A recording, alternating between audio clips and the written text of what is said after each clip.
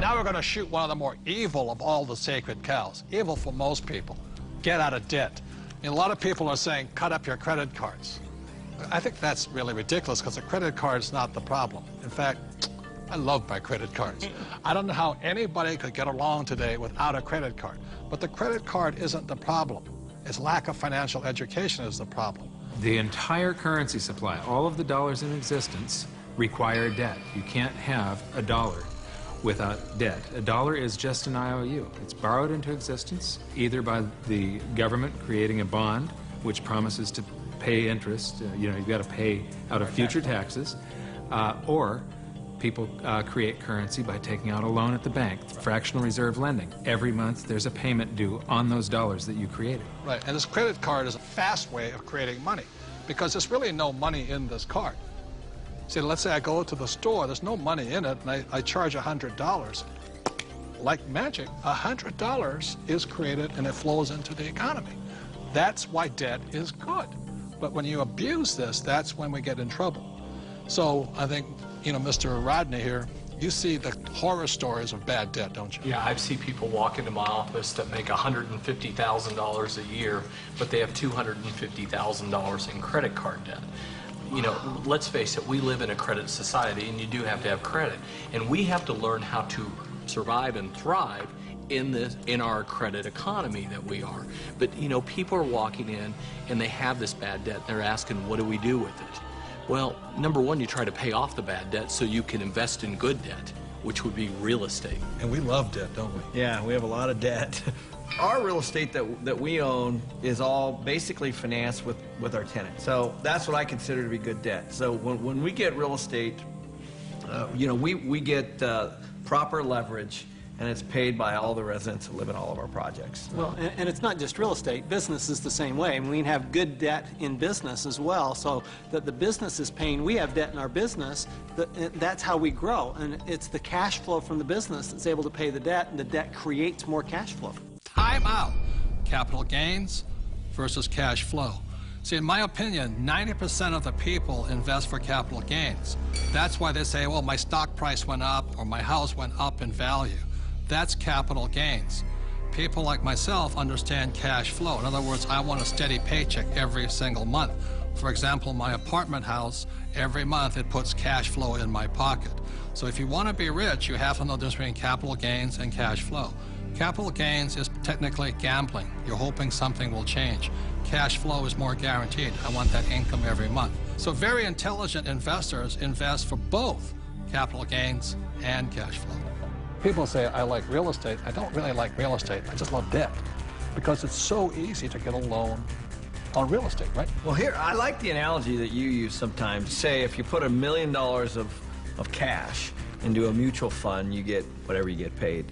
But if you put $1 million of it in a down payment, for some kind of a commercial project like we have, you actually buy a $5 million project.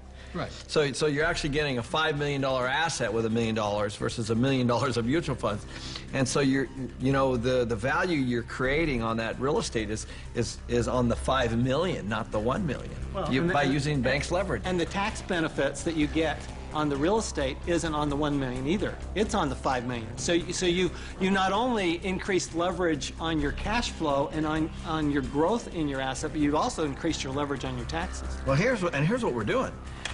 We get these loans, the tenants are paying them off. That's the point. Oftentimes people don't look at that. And they're paying it off with after-tax dollars. Yeah, they're moving into our places, they're paying our rent, we're taking that rent, and we're paying our mortgages, and our mortgages are getting paid down to zero. Wait a minute. Ken's talking about these $1 million deals. Let me tell you how I started. I'm somebody that knew absolutely nothing about money or financing or investing, and I began investing with a little 2-bedroom, 1-bath house, and this was back in 1989.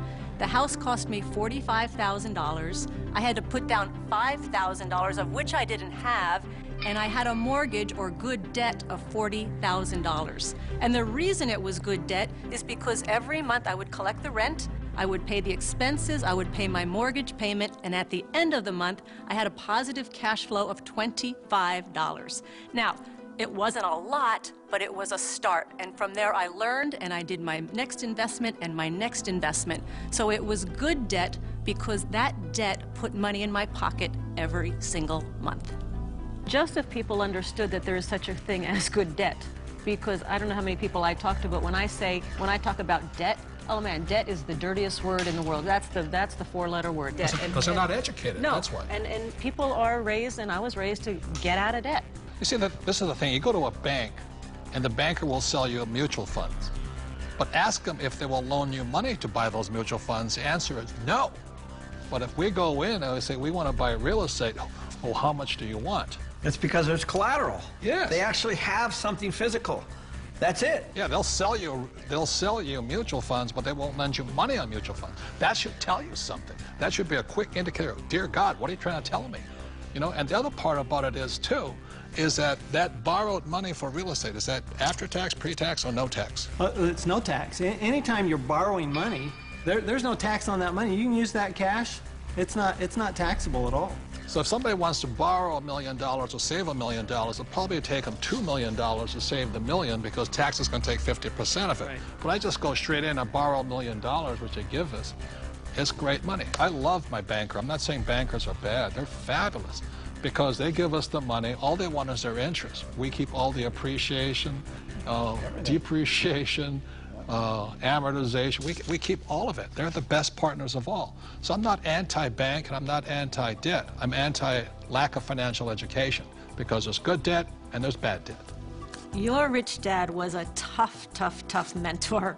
But, you know, I think some of the greatest mentors are tough because a really great mentor will push you to go beyond where you think you can go. And that's some of my best mentors. That's what they've done for me. Yeah, and I didn't always listen to my rich dad. I still remember I did the real estate course, you know, and I went running out in Honolulu, and I found this condo, and it was for $64,000, and it didn't cash flow. So I went to see my rich dad, and I said, but it's going to go up in value. In other words, capital gains. He says, never buy anything that goes up. It must cash flow. And I said, no, no, no, it's going to go up. And we argued and argued and argued.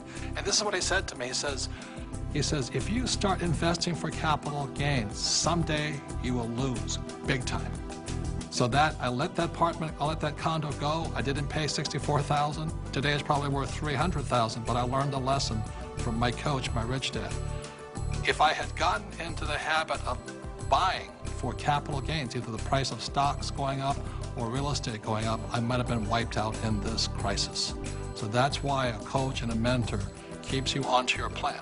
And helps you create and develop very, very good financial habits. Because if you have poor financial habits as you're in your personal life, you're going to take those into your investment life. So one of the most important things is they will help you develop great financial habits. Because when markets go up, greed sets in, and greed makes people stupid.